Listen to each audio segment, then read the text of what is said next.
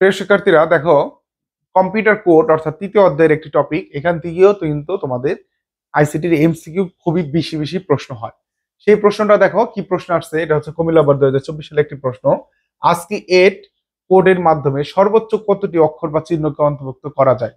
তো এখানে তোমরা কোড 7 বিট হোক 8 হোক, এইভাবে যদি আসে যে আজকে 7 অথবা আজকে 8, এই যে আসলো, এটার জন্য আমি তোমাদের একটা টেকনিক শিখিয়ে দিব। দিলে তুমি খুব সহজে বিট সংখ্যা বের করতে পারবা।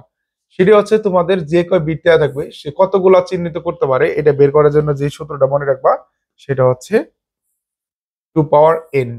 2 পাওয়ার n সংখ্যক হবে। দেখো, তাহলে তোমাকে এখানে n মানে হচ্ছে বিট সংখ্যা, n মানে হচ্ছে বিট সংখ্যা। তো এখানে বিট সংখ্যা হচ্ছে n এর মান। তাহলে এখানে দেওয়া আছে কত? 8। এই যে 8 দেওয়া আছে, তাহলে এখানে 2 পাওয়ার n দেওয়া আছে, দ্যাটস মিন 2 পাওয়ার 8 হবে। আর 2 পাওয়ার যদি 8 করো তাহলে তুমি পাবা 256। তাহলে আজকে 8 কোডের মাধ্যমে সর্বোচ্চ কত অক্ষর বা চিহ্নকে অন্তর্ভুক্ত করা যায়? সেটা হচ্ছে 256টা।